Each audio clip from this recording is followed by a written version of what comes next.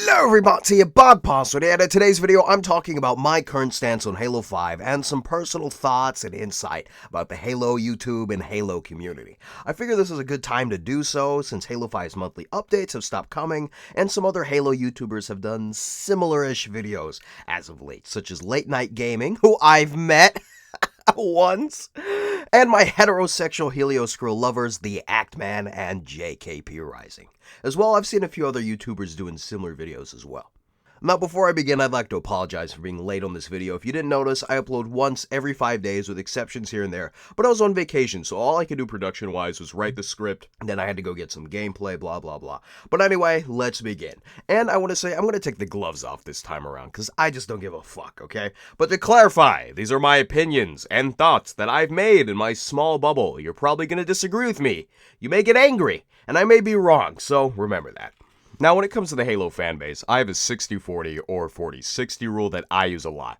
The first number being praise or support for 343, and the second being harshness and criticism. For example, I consider myself a 60-40, meaning that I, 60% of the time, and of course this isn't statistically calculated for anyone, it's mainly a representation, a metaphor kinda, that most of the time, 60% of me may not always defend, but see the reasoning or valid purpose of 343's actions, while 40% dislikes what they're doing or sees no purpose or proper reasoning. So we've got a 20% difference here. So that means, and you guessed it, kiddo, someone who's a 40-60 can 40% of the time approve of what 343 is doing and 60% dislike or disagree with them. Now, stuff like this isn't just simply chosen like your team on Pokemon Go. It's based off of things like your personal experience with Halo, the people you hang out with, how much you know, your tolerance level, lots of other things, even the YouTubers you watch. They have lots of influence. And I'll tell you that a lot of YouTubers, small and popular being in this instance, let's just say 5,000 plus subscribers, are 40-60. And I've had the privilege to meet, talk to, play with, be in group chats, and befriend several Halo YouTubers, even the ones bigger than me. And I'm not some Halo Wood insider. Okay, take a look at this Venn diagram that I elaborately made in PowerPoint. Now, with Halo being Xbox only for the most part, the YouTube community isn't as big as your multi-platform Battlefield, COD, or GTA community. Ew.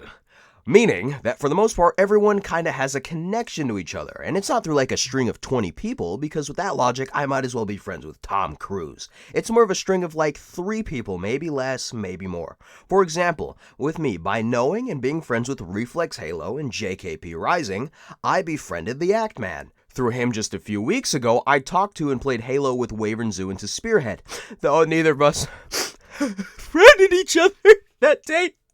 I got to talk to and play with him for like 4 to 6 hours that day. And I can go on, but for the most part, mostly in the Halo community, almost everyone is connected whether they know it or not. Now, of course, small channels starting out might have to kind of work towards or stumble upon some friends who have connections. Now, Ready Up Live and Halo Follower are their own piles of shit. And I've got to congratulate you guys on having your own personal shit piles. Hats off to you guys, bravo.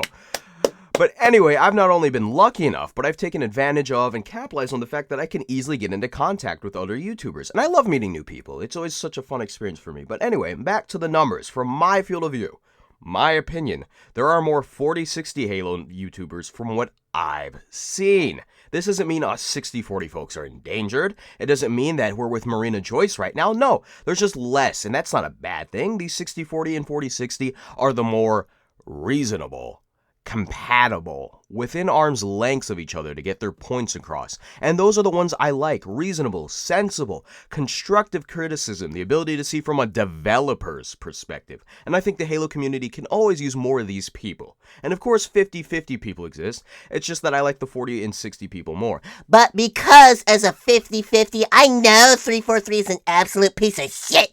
But I'm going to spend $40 worth of Rex for the new update because I want to support them. Now we move on to the 70-30, 80-20, 90-10, and the 100s. Or the Ready Up Live Buddy Club, as I like to call it. Again, folks, my opinions, but these folks usually aren't the best. Also, the more negative ones you can easily find on the Waypoint forums. Anyway, these are the ones who are too damn negative or too damn supportive. You can't get through to them. These people a lot of the time, but not always, are fucking useless. They don't know what they're talking about, refuse to acknowledge other opinions, stuff like that. For the most part, they're essentially not really helpful when it comes to constructive stuff. Now, let's sway off topic a bit here. GameCheat13, the guy who does the AI battle series, he's on my friends list. I've talked to him a few times. He was even there at that PlayStation I had with Spearhead and Wyvern Zoo. Anyway, from the times I've talked to him, I can easily tell that he's in that 70 to 100 range of negativity. And he's a smart guy, he's no idiot. And like I said, these people aren't always useless, but he hates 343's guts. He could bring up a good point of what 343 is doing wrong, but chances are you're not going to get a back and forth, constructive, helpful discussion with the guy trying to convince him or prove to him some of the good things 343 is doing. These folks, smart or dumb, aren't really within arm's grasp for you to try and get your point across. Some harder to convince than others. To sum it down, a lot of them are stubborn. And now this is what I was preluding to earlier. So not only are the gloves coming off, I'm removing the shirt, pants, shoes, and I'm ripping the condom straight off. B. Dobbins, I fucking hate him! I try to keep these types of videos civil for the most part, but fuck him. He could write a goddamn essay and give me 79 elaborate, detailed reasons with sources cited, typed up in 12-point font, MLA format, Times New Roman, and I still would not listen to him. Let the foreign exchange student from New Jersey read it, and then I'll listen. What I'm saying is no matter what he says, I will not listen to, acknowledge, turn my fucking head and sniff in the general direction of that man. But back to the numbers. He's a 70 to 100 guy, okay? He doesn't like 343 that much.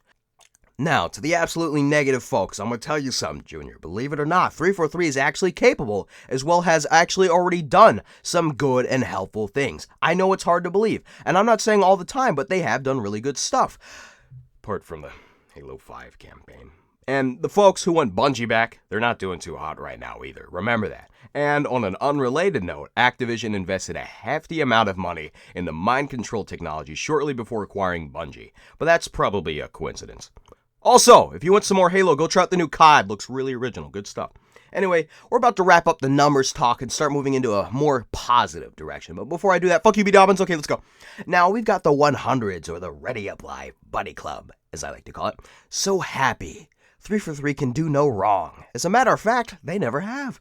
As a bonus, Halo 4 may be the only Halo game they're good at. And I joke about this a lot with my friends, but Ready Up Live could be like, yes, so it seems that 343 just burnt my house down and killed my dog, but let me tell you why this is good for Halo. Okay, just like the people who are too negative, these folks are blind. I've seen this a few times, actually, people defending 343 for not having certain forms of content launch with Halo 5, saying, oh, we're too entitled, or asking for too much? Bitch, what? No!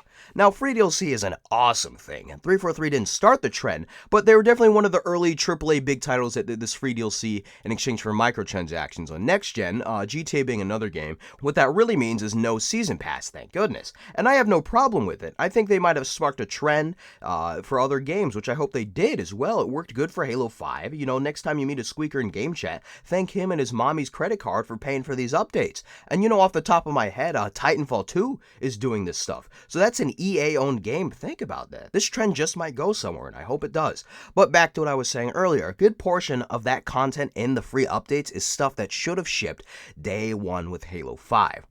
Now, personally, I don't have a problem with companies having people wait a month or 2 or 3 tops if it's really damn good for, you know, like a few more things. But if we're waiting so long, and we did for things that took forever to be released, and there's a few things that come to mind that still aren't out, race game mode being the biggest one off the top of my head. And I'd say file share on Xbox, but that's already coming real soon, so I'm not going to count that. But not releasing these things at launch or shortly after is not acceptable. And it is ridiculous how people can defend that behavior, not only from 343, but from other game companies as well, and say we're being too entitled. No, that is called a standard that needs to be met with each game. If your game launches with less or nowhere near as much content as the one prior, or at least less than it did at launch, then something is wrong. And yes, we are entitled to these things, but not as spoiled brats, but as fans who deserve it and use their own or mommy's hard-earned cash to buy that company's product who they trusted. And on the day of October 27th, 2015, 343 Industries did not deliver their full trust that day. Dramatic pause. Anyway, now let's get into current day Halo 5. The Halo 5 we have today, and I'll even go as far to say without Firefight. If this is the version that launched, I wouldn't be complaining at all. Except for the campaign. But for the most part, as of now, Halo 5 is a full game, and I'm going to include file share as a part of that statement since it's coming so soon, just like myself, as we reach the end of this video. As well, I'm still naked. No, wait, I got my socks on. Oh, just not on my feet. Anyway, so here we are, the big conclusion. I'm going to give Halo 5 2 ratings, without personal gripes, experiences, just the game when it came out and shortly after Firefight came out. And I won't be including the campaign in this verdict since Halo 5 Guardians did not ship with a campaign as well, so it's just Halo 5 online and file share included. So, the October 27th, 2015 Halo 5 Guardians, I give a solid 6. A 6, of course, isn't the best, but I think people perceive it worse than it actually is. At my high school, in my senior year, they implemented a 10-point grading scale, meaning that prior, a 70 or D was minimum for passing, but afterwards, with the 10-point grading scale implemented, a 60 or a D at that point was minimum. And thank goodness for that, because I am terrible at math. I passed with a flat 60, and never have I cheated so hard on anything in my life more than my final exam. I used so many tricks, I could probably make a series on how to cheat on class. Nonetheless, 6 isn't anything spectacular, but it's not that bad either. Now, we go to June 29th, 2016, file share included. I give Halo 5 Legal Guardians a solid 8.